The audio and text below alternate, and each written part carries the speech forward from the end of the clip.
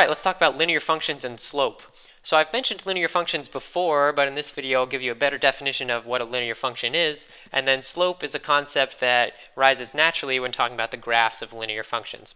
So your basic linear function looks something like this: f of x equals mx plus b, where m and b are both constants. So all that's going on inside a linear function machine is your input is getting multiplied by a constant and added with a constant. So there's nothing too fancy going on there.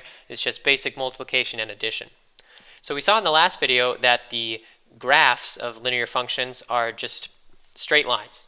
So this line on the left could be the graph of a linear function, as well as the line on the right is the graph of a different linear function. So when we talk about the slope of those linear functions, or the graphs, it's a measure of the steepness of that line.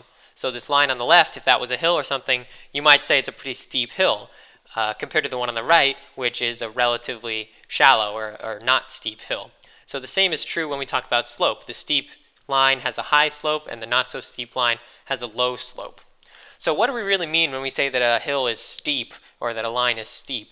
What we mean there is for every step that we're taking, for a certain amount of horizontal change, we get a lot of elevation change. You have to climb that hill a lot. You have to counteract gravity a lot. So you get a lot of vertical change per the amount of horizontal change that you get. So if I move a certain horizontal distance on this line, the steep line, then I get a lot of vertical change out of that. But if I move the same amount of horizontal distance on the not so steep line, then I don't get nearly as much vertical change out of that. So that's why the right line has low slope, or it's not very steep, and the left line has high slope because it is steep.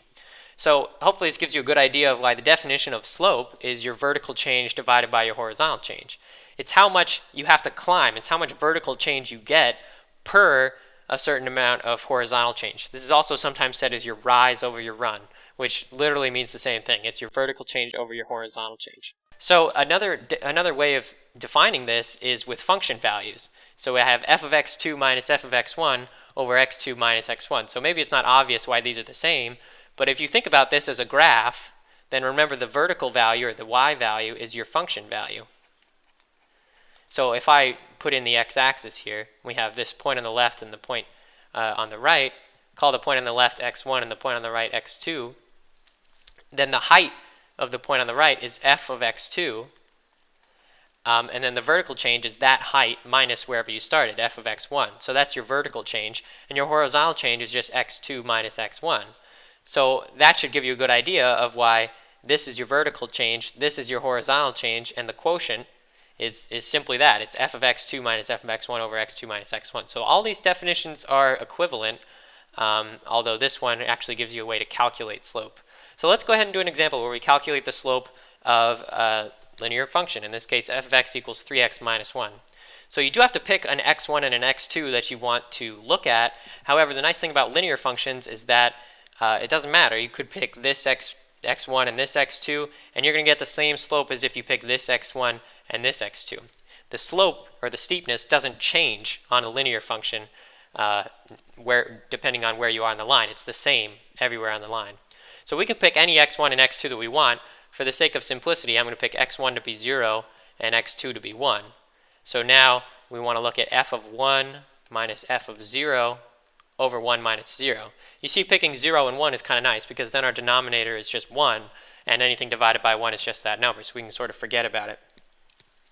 But f of 1 is going to be replacing this x with a 1, so we get 3 times 1 minus 1, and then we'll subtract from that f of 0, which is we plug in 0 as x, so we get 3 times 0 minus 1. And I put that all in parentheses because we're going to have to distribute this negative sign to both terms of that. So this is all over 1, but for the rest of the steps, I'm not going to bother writing the denominator. So this becomes just 3. That's 3 times 1 minus 1. 3 times 0 is 0, and then I'm going to distribute this negative sign to that minus 1. It becomes plus 1, and you end up with just 3. So the slope of the function 3x minus 1 is 3, and so you can see that through this calculation.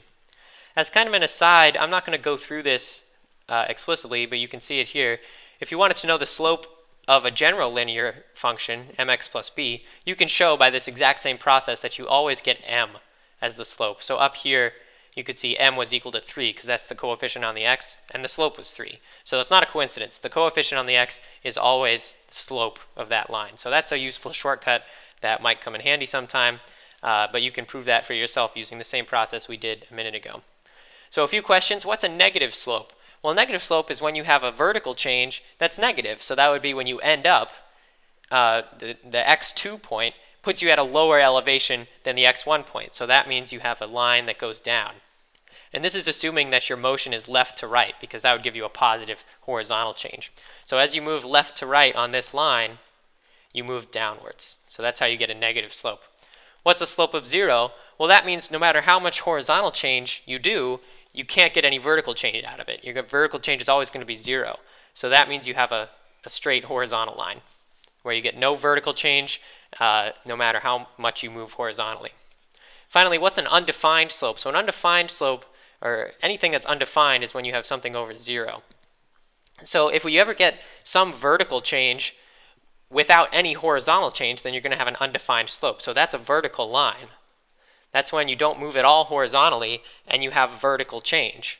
So that's called undefined, because if somebody asks you to climb that hill, you can't do it because it's vertical.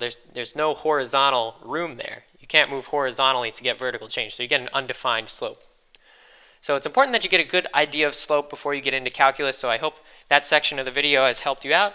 But now we're going to move on to talk about point slope form, which is if somebody asks you to write a linear equation that has a certain slope and a certain point, point slope form gives you a really easy way to write that. So it's when you have a point and you have a slope and you want the equation, you can write it in point slope form. So let's derive that. We're going to derive this using transformations that we talked about in the last video. But our requirements are generally it must have the slope m, and it must go through the point x1, y1. Actually, I shouldn't put this check mark there yet. We'll do that after we satisfy the requirements. So we're going to start with f of x equals mx. So we know that this actually has the slope m, because I said a second ago, whenever you have a coefficient on the x, that's your slope. So if we're starting with f of x equals mx, that has the slope that we want. So that is check. But if you look at the graph of this is going to be some linear function that goes through the origin, right? It goes through the point 0, 0.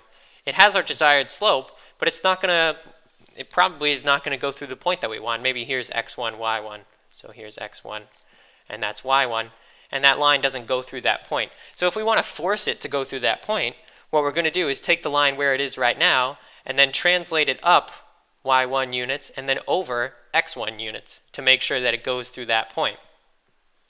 So that's how we're going to go about this. Let's start off with our vertical translation. I'm going to define a new function every time. G of x, so a vertical translation is when we add something outside of the function. So I'm going to add y1 here. So that's going to get it to go through something in y1, maybe not x1 yet, but at least this translates it up the right amount. So this is going to be mx plus y1. Okay, now let's do the horizontal translation. So I'm going to define a new function again. Remember, horizontal translations, you're going to do something inside the parentheses. So instead of taking g of just plain x, I'm going to do x minus x1. So this seems counterintuitive, right? And that's what I said in the last video. We want to move to the right x1 units, so we're going to subtract x1 inside the parentheses. And if x1 happened to be negative, then we would end up adding something to x, and that would move us to the left. So we know that this is the right thing to do. You can see the last video for more details on transformations. So I'm going to plug x minus x1 into here. So we get m times x minus x1 plus y1. And indeed, that's it. That's our point slope form. So we're done. So if somebody tells you they want a linear function that has a certain slope and goes through x1, y1, you can just plug all those values into this point slope form, and you're good to go. That's your linear equation. So let's do an example that does just that. What's the equation for a linear function that has slope 3 and goes through the point 7, negative 1? I'm going to really quickly write out the point slope form again. You ought to memorize it. M times x minus x1 plus y1. So in this case, m is 3. So the function is going to be 3 times x minus x1 is going to be 7. So I'll put that in here. And then y1 is going to be negative 1. So plus negative 1 or just minus 1. So see how easy it is to write a linear equation that has a desired slope and a desired point using point slope. Some people want you to expand this out and get it into the form mx plus b. If somebody wants you to do that, you can, but you don't have to, unless you do have to. But this is a totally fine equation that you can write if somebody just asks for an equation. So this is really important in calculus, because in calculus you're going to be looking at functions where the slope is changing, and you're going to want to have a tangent line to that function. And so you're going to know the slope of that tangent line and the point that you want it to go through, and then you want to know the equation of that tangent line. So that's where point-slope form comes in. So I hope this video has helped you understand linear functions as well as slope and point-slope. Thanks for watching, and I'll see you next time.